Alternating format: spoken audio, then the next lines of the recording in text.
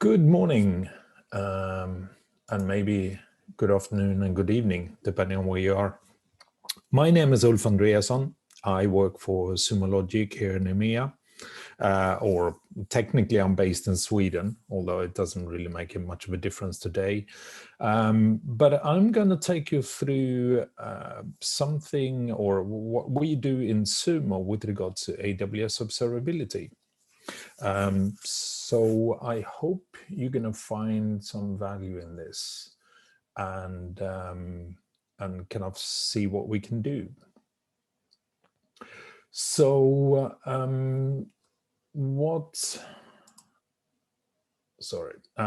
so what we can do or what Sumo does in general, so to speak, is that we are a cloud-native SaaS solution that provides a platform for monitoring and observability. And with that said, it means that we really cannot collect any kind of machine data, metrics, events, logs, and traces into Sumo. We will make sure it's getting, indexed and stored and available for search. And then from your perspective, what you need to focus on is actually look at the data and kind of try to analyze the data, and you can search and you can sort of create your own queries and analyze the data in pretty much whatever way you will want to. There's a lot of capabilities in Sumo, but we really kind of give you this continuous view of what's happening in your IT infrastructure. It doesn't actually only has to be IT. I mean, you can collect weather data or IoT data, whatever it can be. So anything that makes sense, and of course, then be able to correlate that data and kind of find where potentially you have problems or where you have things that you can do better, or maybe even all the good things you're getting out of your environment. So, we have typically we're looking at this from an operational or from a security or from a business point of view. So we do have sort of use cases around that. What we're going to talk about today is, of course, in the operational aspect of that. So really kind of be able to look at the infrastructure you have in AWS and what you can do with that. We can provide this because we're a cloud-native platform, and it just means that we can scale up and down as in your needs. Our licensing and the commercial terms of Sumo is actually sort of very much in line with that. So you have credits and use those credits depending on what data and what sort of activities you're doing in the platform. And of course, everything is around how can we sort of draw attention to things that you should be notified about. So using machine learning and advanced analytics is what we do. And of course, the last part is really that, if you're going to put all your data into Sumo, you're going to have to be assured that Sumo is kind of a secure platform. So any data that goes in, any data that's stored in Sumo is, of course, encrypted.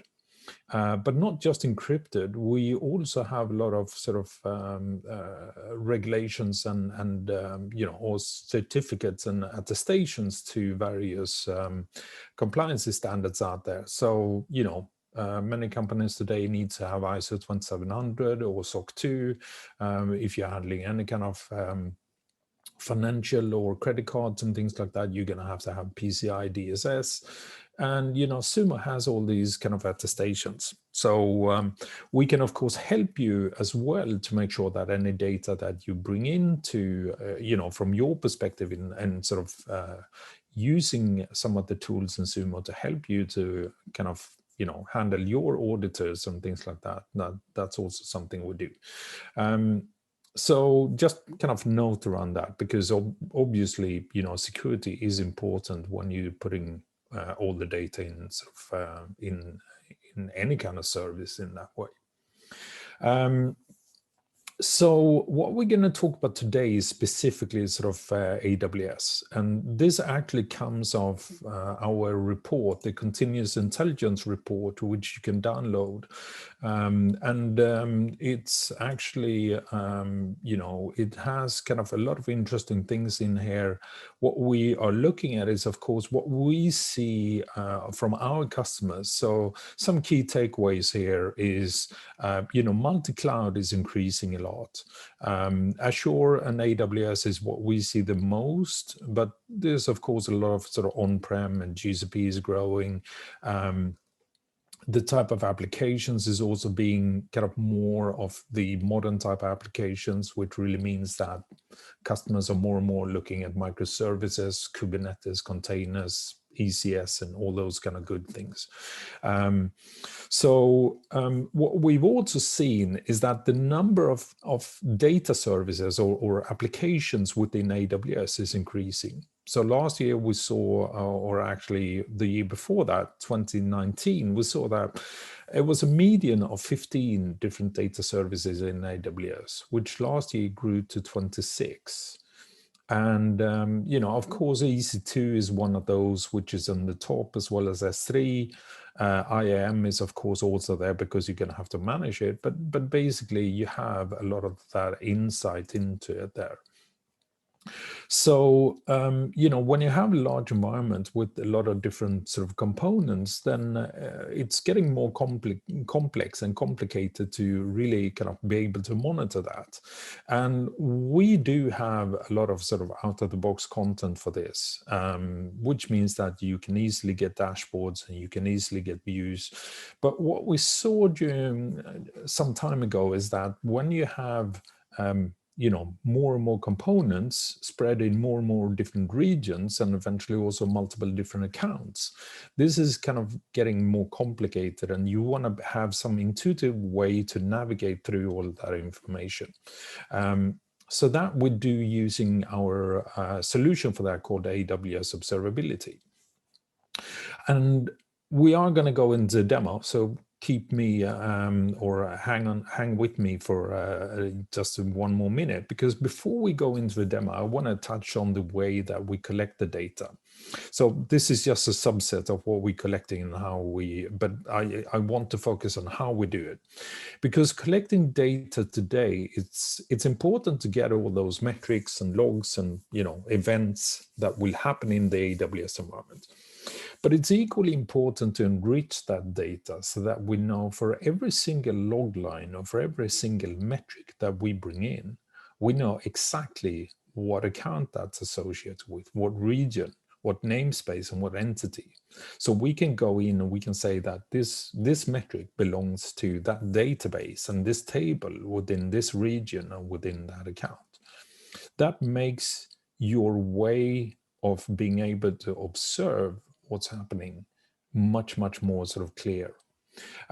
So as I said, we are going to have a demo of this. So before we jump into the Explorer itself, I just want to say that out of the box, Sumo Logic has more than 200 different integrations.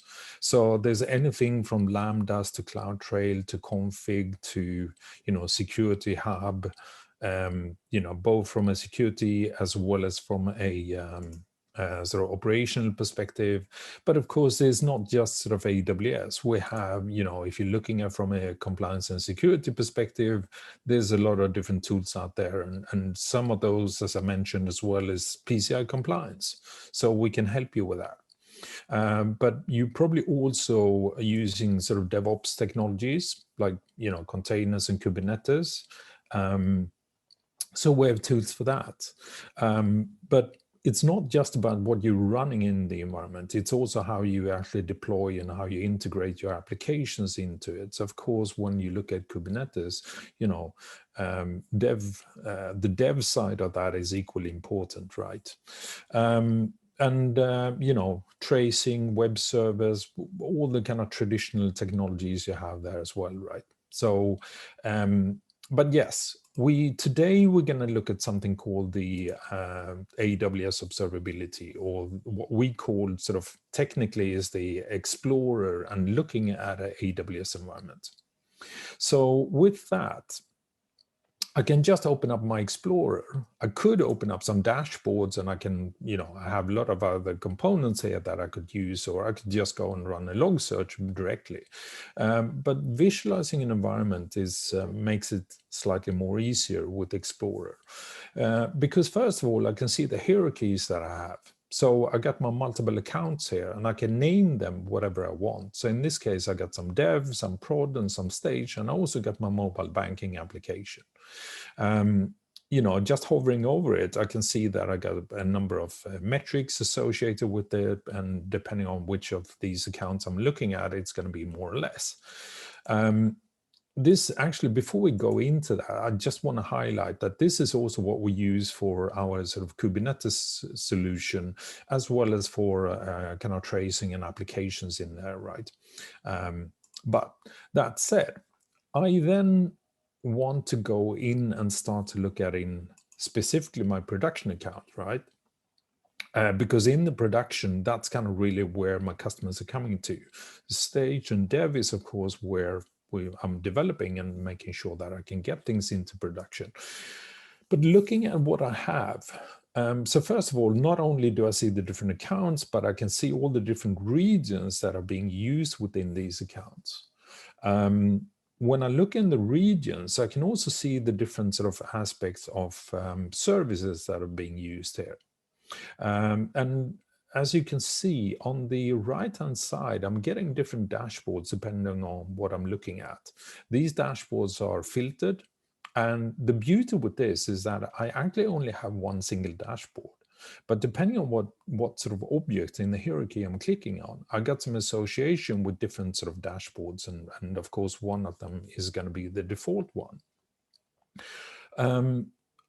I can then sort of drill further into it. So as we said, EC2 is one of the most common services out there from AWS. So when I drill into that, I'm going to see all my instances that runs within this region, within this account.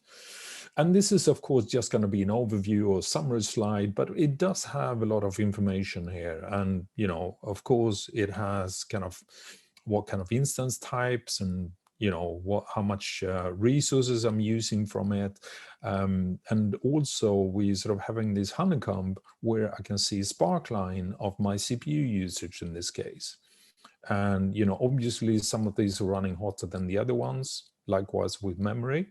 But I can then also very quickly jump into any of those. Now I'm clicking on a specific instance here.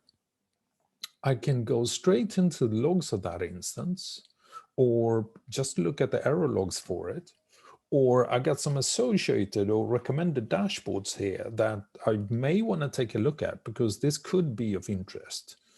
But not only that, I can go straight into the instance itself, or I could look at the region or account which we kind of came from. But the beauty with this is that I don't need to remember this kind of long and cryptic instance name or anything like that. I can just go straight into it and look at it there. I also have a different tab here where I have sort of similar information, but here I can also jump into, the entity dashboard, which is where we're coming from, and the logs, which I showed you in the previous tab, but it also can go straight into logs and metrics. Oh, sorry, traces and metrics. So there's multiple ways I can traverse the system here. And this is just for this instance, but I can do the same thing for the account or for region or whatever it is, right?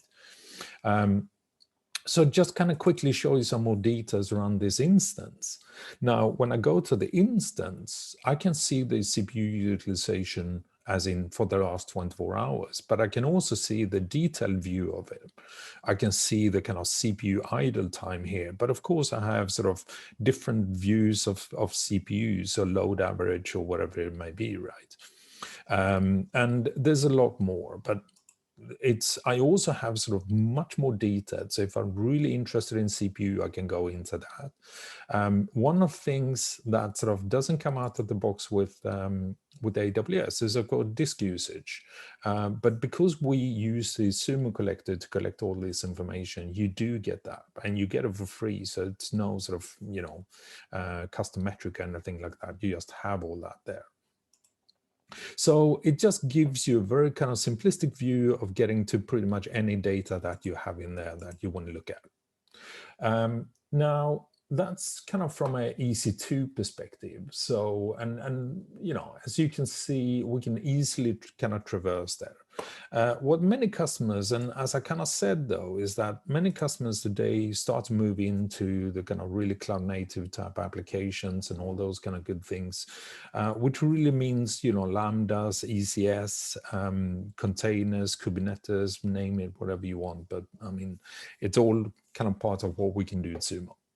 So if we want to take a look at our Lambdas running within this region and within this account, I can easily do that too, right?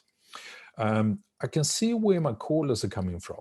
So who's initiating these and where they're coming from, you know, what services within AWS is actually using these Lambdas. So I can very easily kind of see who's using what, or, you know, what IAM users are using it.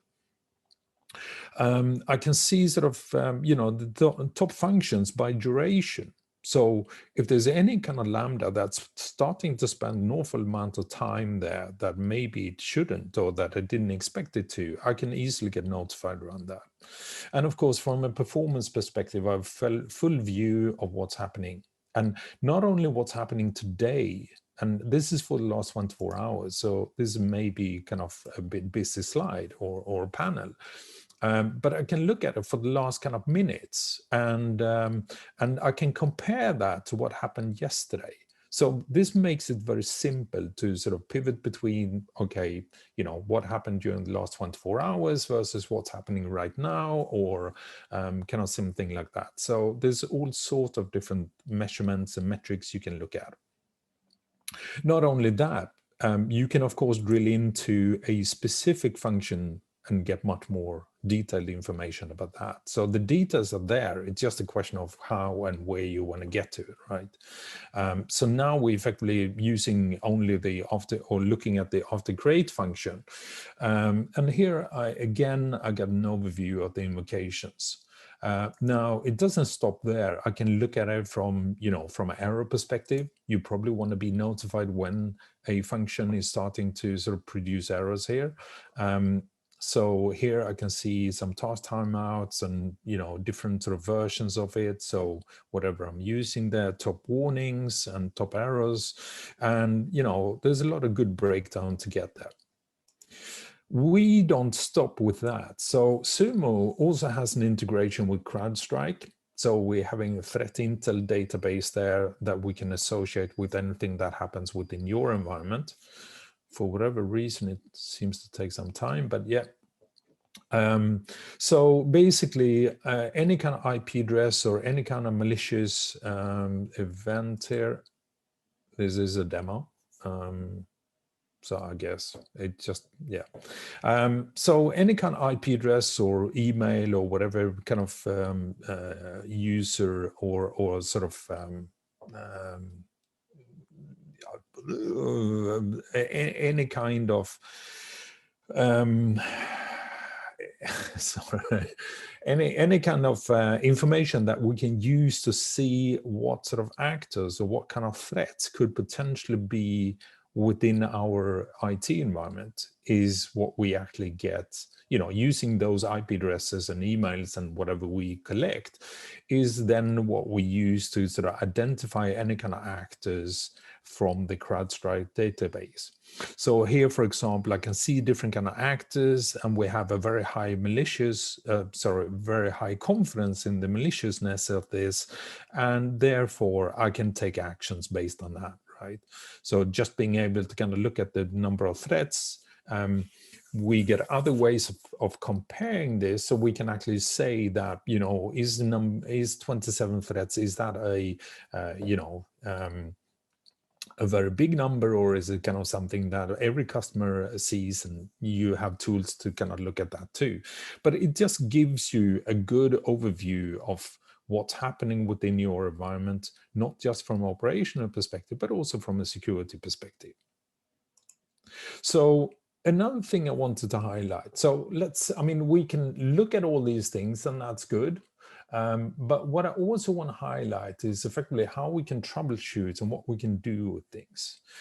Because looking at this view here, coming back to our lambdas, obviously I'm interested to see, do we have any kind of failures of any kind? And just looking at function errors, I got 7,000 or close to 8,000 errors here. So that's quite a high number. But I can also see, and this is only for the last 24 hours, right? But I can also see that I got one sort of function here that seemed to be effectively having a database authentication error. But it has quite a few of those. So 700 of these are here.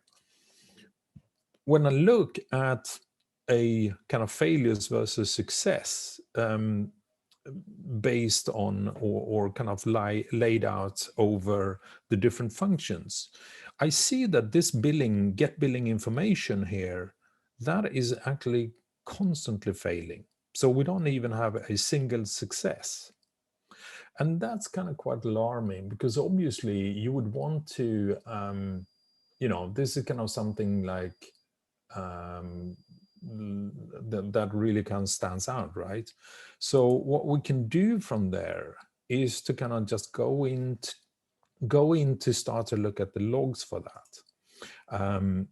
So in this way, I can just pivot into logs, and as you can see here, this is just kind of going on. This is ongoing, and the error message here, just looking at the raw logs here, I got 700 of these events, so pretty much everything is there. I do have 2 other events, which basically doesn't have a string, so that is suspicious in a different way. But basically, this database authentication error seems to be a big of a problem for me.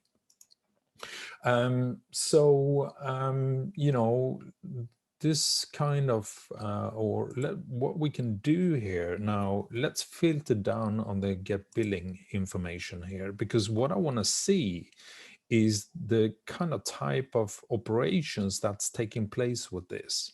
So, as we see over time, memory have been allocated on requested functions here. But what I'm actually interested in here is the most frequent function operations. So what kind of operations have we had? And there's a lot of invocations and listing of functions, but I do see that I have actually 2 configuration or update function configuration events. So this could, of course, be interesting to take a look at. And what I want to see is actually who is doing these things. Or as in who went in and actually did an update of this. So if I've again filtered this on the update function configuration event, the beauty with this, having all that raw information and collecting that, so even if I were looking at containers that would disappear or any kind of ephemeral devices, I would still have all the data in Sumo. So what I can see here is that both of these events seem to have been updated by a user called Mark Smith. So of course, what I would want to do here is go and check with Mark what sort of change he did or what update he did to this function. This is just for the last 24 hours. Obviously, this was sort of happening yesterday evening, right? So during the night here, I've experienced all these kind of problems, and this probably is what I would want to see. I don't have the exact update here in the kind of logs, but of course, if I had that, or if I could make that available for me, I would even be able to kind of go to Mark and say, like, you did this, and this is what we need to change back. It's all sort of depending on the details of the logs and what we have in there, how much I can effectively go in and sort of do or to show, so to speak. But this is kind of one way. And if nothing else, I know that I can go to Mark and speak to him, right? So that's kind of a useful thing to do. I hope that sort of makes a lot of sense in that sense, or in that way. Another thing I would want to do, so we've kind of started looking like, how can we look at the applications? Lambdas is just part of AWS, but I probably have, or I want to look at my own applications. So, within my AWS environment, I deployed a lot of applications. I have sort of applications overview here, and I can I can show that in the dashboard in the kind of product environment here. This is just a very simplistic sort of overview of my application. It has some web operations, and I can also look at from a threat intelligence point of view, as I showed you before. Now, when I go into the details of this, I again see that lately here I've developed some sort of booking issues here, that basically bookings are starting to fail. And I can also see that, correlating CPU and memory with errors, I can see that there's something been developing here. And obviously there's kind of a big shift in what's happening here from an outlier perspective. The beauty with Sumo as well is that you can, in very detailed way, you can kind of go into these dashboards, really focus on when things are starting to develop. I can just click on it here. And as I showed you previously, it's just very simplistic to kind of go into the logs. In this case, I don't have a recommended dashboard or linked dashboards, but I still have access to the logs. And just going into those logs, and in this case, because we're looking at a number there, but let me rerun that query to kind of just look at the error messages here. Now, the problem with this is that I get 24 pages, or effectively I get 600 log messages. There's no way I can get a quick overview of what's happening here. I do see, and we do sort of look at error and exception messages, but I do see that I have some sort of credit payment issues here. There's a lot of errors. There's some bad handshake. There's some certificate problems, it looks like. So one of the kind of really strong thing that Sumo has is something called log reduce. So I can just click on log reduce, and I can quickly get a view of what is the most common log message I'm getting. And this is not sort of syntactically perfect, but it's basically using machine learning, clustering all the log messages that I'm receiving, and it clusters those so that basically these looks the same with a lot of variation in maybe process ID or dates or whatever it may be, like usernames or maybe even functions and things. But what I can see here is the most common one is basically a kind of a function call. So that's not surprising. But the second most common one, 134 times versus 132 times for something that's kind of slightly similar, is basically a SSL routine or certificate problem. So just, incredibly quickly, I can see what kind of problem I have here. Now, if I have this sort of integration information, like build an integration information, I can actually, same thing as with the Lambda function, I can go and see who's the developer who deployed this application.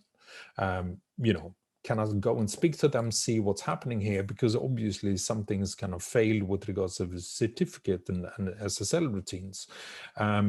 So this would probably kind of fix my problem here, right? And yeah.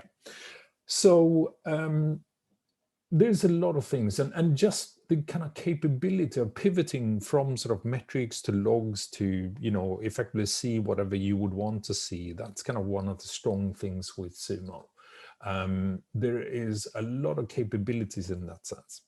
Now, if you're going to be properly observing an environment that is large, the problem is how you do that in an effective way. And we're trying to help you as much as possible here. So we've also, together with the AWS Observability solution, we've also developed something called the Root Cause Explorer. And Root Cause Explorer is effectively looking at metrics throughout the environment. Now, we can do this for both our AWS environment and hosts in general, but we also have it sort of part of the Kubernetes and tracing solutions we have. So in this case, because this slide is still going to be quite busy, I'm going to exclude the Kubernetes and tracing, because we, effectively the use case I'm having here is not sort of running in that environment, or so also what I want to do is I want to kind of set a time frame, which is the last 12 hours that I want to look at. So effectively what you're seeing here now is a view for the last 12 hours, which is all based on my AWS environment. And this has this shows you different metrics that are deviating from what we would call normal. Effectively, metrics that are suddenly going awoke or AWOL, and they are starting to experience a lot of drifts from the kind of traditional normal. And normal is really what we see sort of over time, right? So when we deploy this, it will take like a couple of days, and then suddenly we start to see sort of normality in there. Now, you do have every capability of working seasonality or stability, so you can influence these kind of drifts. If you're only looking for drifts that are higher than 200% or whatever. And of course, this is going to be depending on the metrics we're looking at. So here you see something that's drifting for 10,000% for the last 10 minutes, while down here you get a lot more. And of course, what we can do here is kind of focus in on something. So in this case, we are looking at a DynamoDB. And the interesting thing here is that these are all kind of signals that are taken from Google's SRE handbook. The golden signals, which basically means that we tend to start to look at a load, success, or throughput issue. And then over time, if you don't do anything about these kind of throughput and load issues, you're probably going to start to experience bottlenecks and latency and maybe even errors in the end of it, right? And this one, sorry, I kind of like this one because it's a bit telling in that sense. So what we're seeing here is a DynamoDB bottleneck. It's a right throttle event that's been drifting off for like 1000% for 20 minutes. And we can actually see the metric here, right? This is the right throttle event metric. What I also can see here is actually time shifts for the last kind of 24 hours ago. So the same metric for 24 hours ago was kind of acting more normal. So this is actually something that just happens now in this kind of last 12 hours for this. Now, we do have another one here, which is effectively a CPU load. And that is not just on one single server. It's actually on multiple servers, as in 4 different EC2 instances here. So I can go in specifically to the instance, and here you can see that sort of CPU drift as well, right? But I can go back to grouped events. Now, after some time, I start to develop some latency here as well as in total response time. So you can see the point here, right? That basically my DB bottleneck, my DynamoDB bottleneck is kind of then causing some CPU bottlenecks and then causing some latency here in EC2.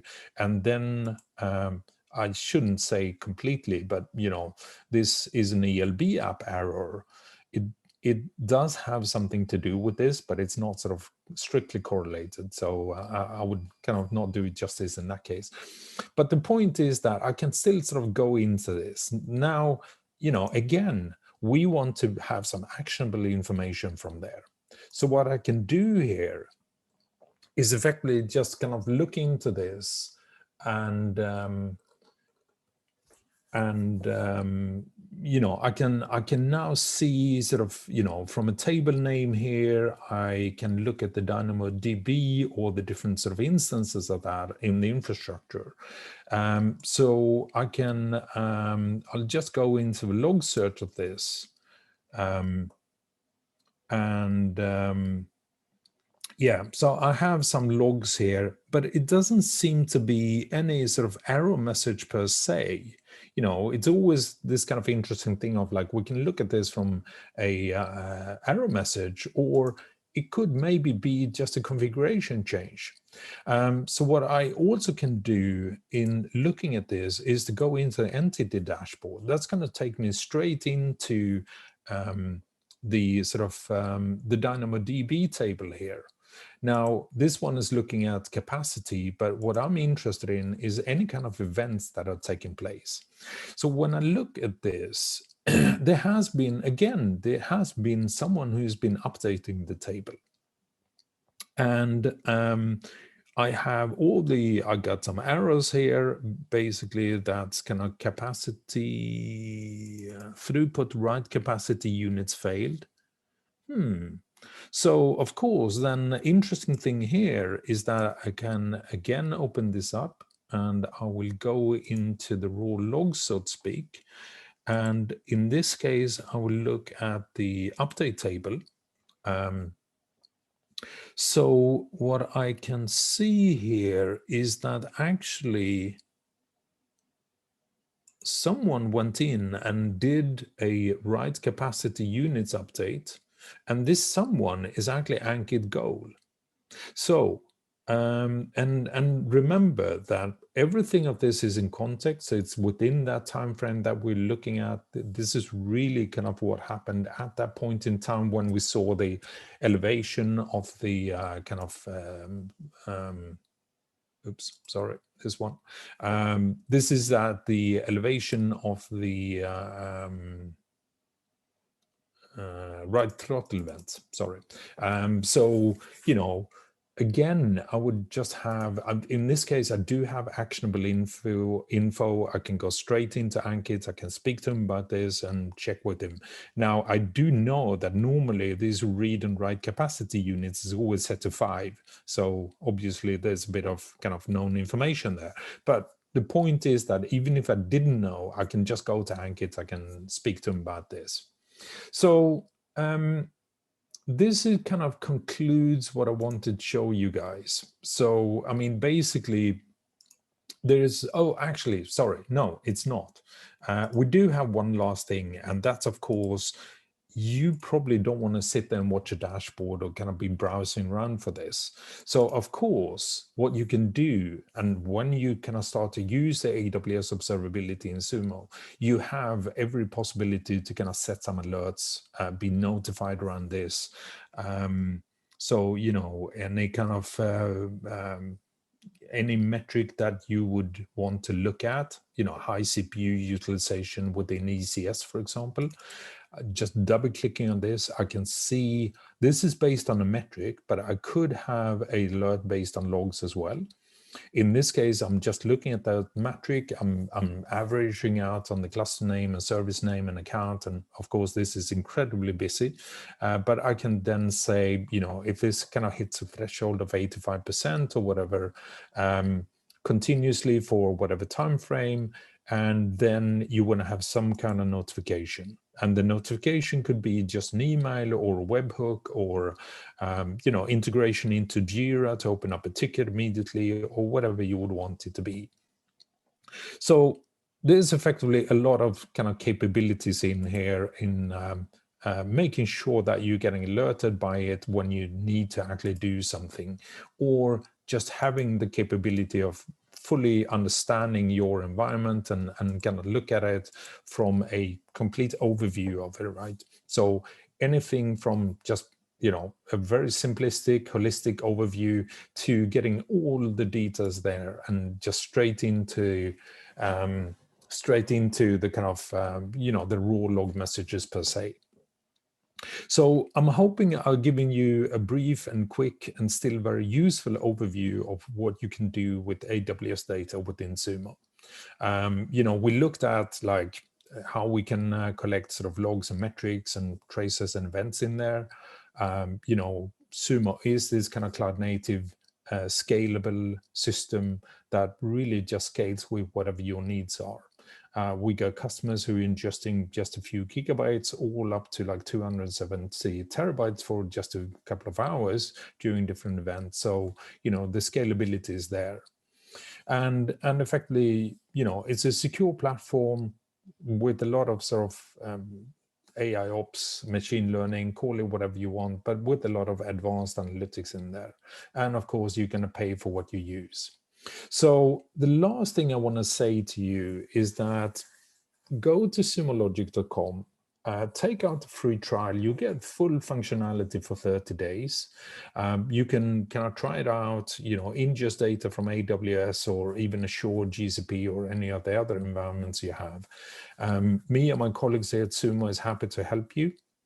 So, but it's very simple to kind of get started. It's all documented. It's all kind of taking through different sort of use cases and things like that. So, with that said, I want to thank you for your time. I don't know if there's any questions. Yes. So there's one question basically asking how do you pay for Sumo?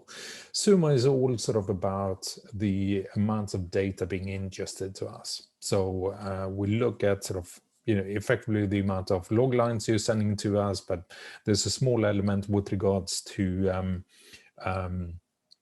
metrics and other kind of sources there, but it's a very simple way, and it's a credit-based model. So basically you buy a number of credits, and then depending on what your kind of day-to-day use is, you consume those credits based on logs or metrics or traces or whatever it's you ingesting.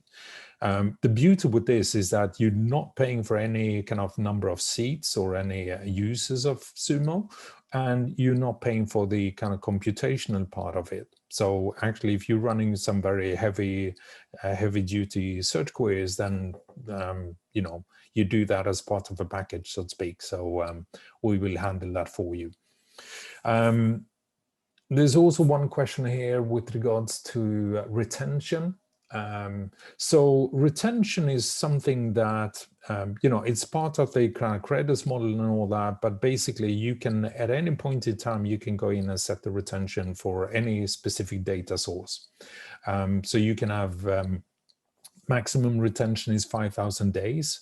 That's 13 and a half years. So you can have quite long retention, but you can also cannot just have it for a day or for a week or something like that, is if you get a development project going on and you don't really need the data for that long. So you get every sort of capability in there. And, Sumo is all about self-service. So anything, of course, there's a role-based access control system in there, but you as a customer decide what your users should be able to do and not do. And but you as an admin of Sumo is going to have all capabilities, and everyone can, connect to Sumo support or whatever it may be, and we're here to help. So with that said, and with no further questions, I want to thank for your time here on this call today, and I'm sorry if I kind of spent a few more minutes than maybe I should have. But yeah, I'm hoping it was useful. And as I said, if there's any questions or anything, just let me know, or reach out to any of my colleagues around the world who can help you. Thank you.